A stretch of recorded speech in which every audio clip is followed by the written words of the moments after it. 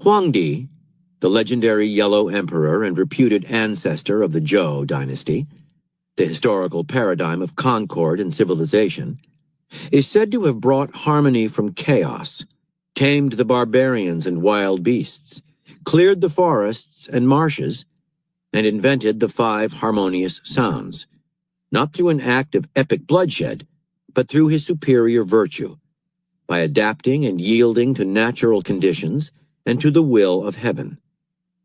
Confucianism henceforth repudiates as unworkable the idea of military solutions to human problems. Huangdi's most notable heir, we are told, was Di Yao, a gentleman who naturally and without effort embraced reverence, courteousness, and intelligence. Nevertheless, during his reign, the deluge, mythology's universal symbol of enemy, threatened to inundate the land. Thus it fell upon him to appoint a successor to preserve the order of his own son. Di Yao chose the most qualified man for the job, the venerable Shun, who had in various tests already demonstrated a capacity to harmonize human affairs through righteousness. Shun, in turn, selected Yu the sage to engineer an end to the flood. Because Yu refused wine and always acted appropriately, moving with and not resisting nature, the way of heaven, Tiandao, was revealed to him. He subsequently harnessed the river waters not by fighting against them with a dam, but by yielding to them and clearing for them a wider channel within which to run. Were it not for you, so the story goes, who herein personified the wisdom of both Confucius and Lao Tzu, the Taoist prophet, we would all be fish. From The Roman Way by Edith Hamilton. The devotion of his soldiers to him, affirmed in many stories, must be a fact. Julius Caesar could not have done what he did without it. The speech, in which it is always said he quelled a mutiny with a single word, calling his men not fellow soldiers as was his custom, but citizens, civilians, shows a great deal more about his methods than the mere clever use of a term. It was a most critical moment for him. He was in Rome after Pompey's defeat, on the point of sailing for Africa, to put down the powerful senatorial army there. In the city he was surrounded by bitter enemies. His whole dependence was his army, and the best and most trusted legion in it mutinied. They nearly killed their officer. They marched to Rome and claimed their discharge. They would serve Caesar no longer. He sent for them, telling them to bring their swords with them, a direction perfectly characteristic of him. Everything told of him shows his unconcern about danger to himself. Face to face with them, he asked them to state their case, and listened while they told him all they had done and suffered and been poorly rewarded for, and demanded to be discharged. His speech in answer was also characteristic, very gentle, very brief, exactly to the point. You say well, citizens. You have worked hard. You have suffered much. You desire your discharge. You have it. I discharge you all. You shall have your recompense. It shall never be said of me that I made use of you when I was in danger, and was ungrateful to you when danger was past. That was all. Yet the legionaries listening were completely broken to his will. They cried out that they would never leave him. They implored him to forgive them, to receive them again as his soldiers. Back of the words was his personality, and although that can never be recaptured, something of it yet comes through the brief, bald sentences. The strength that faced tranquilly desertion at a moment of great need. The pride that would not utter a word of appeal or reproach. The mild tolerance of one who knew men and counted upon nothing from them. From the I Ching. At times, one has to deal with hidden enemies, intangible influences that slink into dark corners, and from this hiding affect people by suggestion.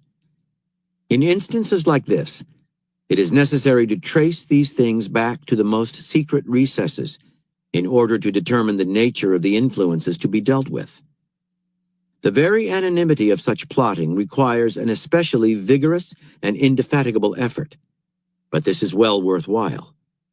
For when such elusive influences are brought into the light and branded, they lose their power over people.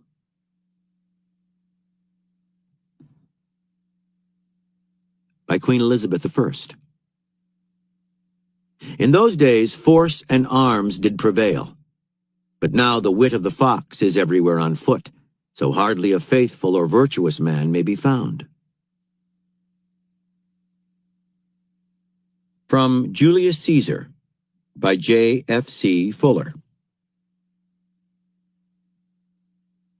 In this postscript on the solution of Caesar's problem, it is not our intention to trace Octavian's rise to power from the time he arrived in Rome to claim his inheritance until in 31 BC, with the aid of Vipsanius Agrippa, he defeated Antony and Cleopatra at Actium and became master of the Roman world.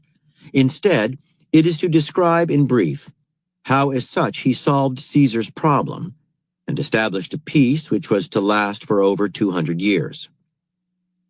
When he contemplated the empire he had won, and its heterogeneous local governments and peoples, he realized that it was far too large and complex to be ruled by the council of a city-state, that instead it demanded some form of one-man rule, and that his problem was how to disguise it.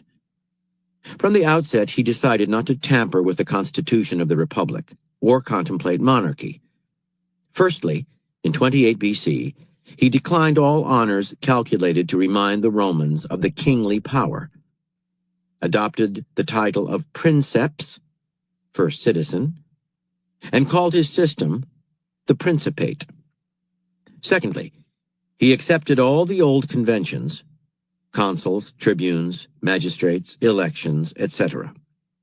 Thirdly, instead of ignoring the Senate and insulting its members as Caesar had done, he went out of his way to consult it and placate them.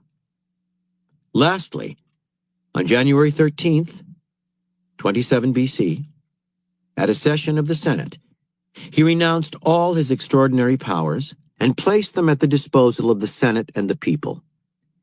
And when the senators begged him to resume them and not to abandon the commonwealth he had saved, he yielded to their request and consented to assume proconsular authority over an enlarged province which included Spain, Gaul, Syria, Cilicia, and Cyprus, while the Senate was left with the remaining provinces.